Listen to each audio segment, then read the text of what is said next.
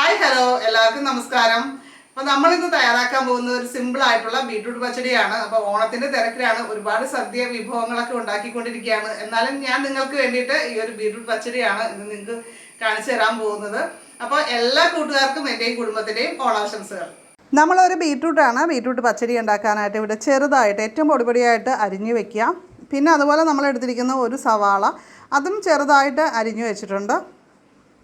പിന്നെ നമ്മൾ എരിവിനായിട്ടുള്ള പച്ചമുളക്, നമ്മളൊരു ചട്ടി അടപ്പത്ത് വെച്ച് അതിലേക്ക് ബീട്രൂട്ട് അരിഞ്ഞത് ഇട്ട് കൊടുക്കുന്നുണ്ട്. അതേപോലെ തന്നെ അരിഞ്ഞു വെച്ചിരിക്കുന്ന പച്ചമുളകും നമ്മൾ പൊടിപൊടിയായിട്ട് അരിഞ്ഞ സവാള ഇട്ട് കൊടുക്കുക. പിന്നെ ഒരല്പം മഞ്ഞൾപ്പൊടി ചേർത്ത് കൊടുക്കുക. പിന്നെ ആവശ്യത്തിന് ഉപ്പ്, പിന്നെ ഇത് മുങ്ങിക്കിടക്കാൻ ആവശ്യത്തിന് വെള്ളവും കൂടി ചേർത്തിട്ട് നമുക്കിതൊന്ന് വേവിച്ചെടുക്കുകയാണ് ആദ്യം വേണ്ടത്.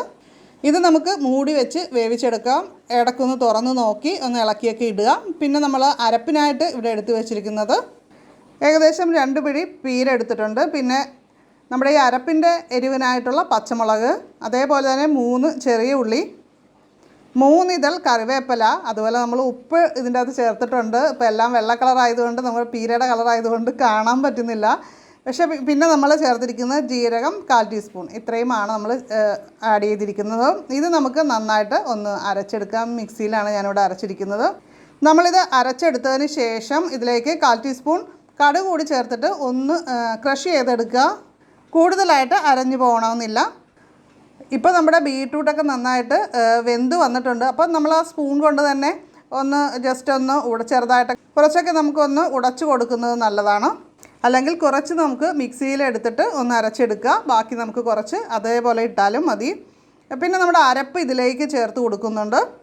അപ്പോൾ അരപ്പ് ചേർത്ത് നന്നായിട്ട് ഇളക്കി കൊടുക്കുക. ഒരു 5 മിനിറ്റ് നമ്മളങ്ങനെ ഇളക്കി കൊടുക്കുക. അപ്പോൾ പച്ചപ്പൊക്കെ, അരപ്പിൻ്റെ പച്ചപ്പൊക്കെ മാറി കറക്റ്റായിട്ട് കിട്ടാനാണ്. അപ്പോൾ 5 മിനിറ്റിന് ശേഷം നമ്മൾ കുറച്ച് തൈര് എടുത്ത് ഒന്ന് മിക്സിയിൽ അടിച്ചെടുത്തിട്ടുണ്ട്. ഒരു 2-3 സ്പൂൺ തൈര് മതി. അത് പുളി അനുസരിച്ച് നമ്മൾ നോക്കിയെടുക്കുക. അപ്പോൾ അതൊന്ന് മിക്സിയിൽ അരച്ചുകൂടി ഇതിലേക്ക് ചേർത്ത് കൊടുക്കുന്നുണ്ട്. അപ്പോൾ നമ്മൾ തൈര് ചേർത്ത് കഴിഞ്ഞാൽ പിന്നെ ഇത് തിളക്കരുത്. ജസ്റ്റ് ഒന്ന് ചൂടായി വരുമ്പോൾ നമുക്ക് തീ ഓഫ് ചെയ്യാം. അപ്പോൾ അടുത്തായിട്ട് നമ്മളൊന്ന് താളിക്കുകയാണ് വേണ്ടത്. അപ്പോൾ താളിക്കാനായിട്ട് ഞാൻ കുറച്ച് എണ്ണ ഒഴിച്ച് അതിലേക്ക് കടുക് ഇട്ട് കൊടുത്തിട്ടുണ്ട്. അപ്പോൾ കടുക് പൊട്ടി വരുമ്പോൾ 2 ഉണക്കമുളക് കൂടി ചേർത്ത് പിന്നെ കുറച്ച് കറിവേപ്പിലയും കൂടി ഇട്ട് അതൊന്ന് വറുത്തെടുക്കുക. അപ്പോൾ നമ്മുടെ താളിക്കൽ കഴിഞ്ഞിട്ടുണ്ട്. അപ്പോൾ നമ്മുടെ ബീട്രൂട്ട് പച്ചടിയിലേക്ക് അതുകൂടി ചേർത്ത് കൊടുക്കുക. നല്ല സൂപ്പർ ടേസ്റ്റുള്ള ഒരു പച്ചടിയാണിത്. അപ്പോൾ നിങ്ങൾ ബീട്രൂട്ട് പച്ചടി അല്ലാതെ വേറെ എന്തൊക്കെ പച്ചടിയാണ് ട്രൈ ചെയ്തിട്ടുള്ളത് എന്നുള്ള കാര്യമൊക്കെ ഓരോരുത്തരും കമൻറ്റ് ചെയ്യാനായിട്ട് മറക്കരുത്. ഈ വീഡിയോ നിങ്ങൾക്ക് ഇഷ്ടമായിട്ടുണ്ടെങ്കിൽ ലൈക്ക് ചെയ്യുക. അതുപോലെ തന്നെ നിങ്ങളുടെ ഫ്രണ്ട്സിനൊക്കെ ഒന്ന് ഷെയർ ചെയ്ത് കൊടുക്കുക. നമ്മുടെ ഫേസ്ബുക്ക് പേജും അതുപോലെ യൂട്യൂബ് ചാനലും ഇതേവരെ ഫോളോ ചെയ്യാത്തവരെല്ലാവരും ഫോളോ ചെയ്യാനും സബ്സ്ക്രൈബ് ചെയ്യാനും ഒക്കെ മറക്കരുത് കേട്ടോ.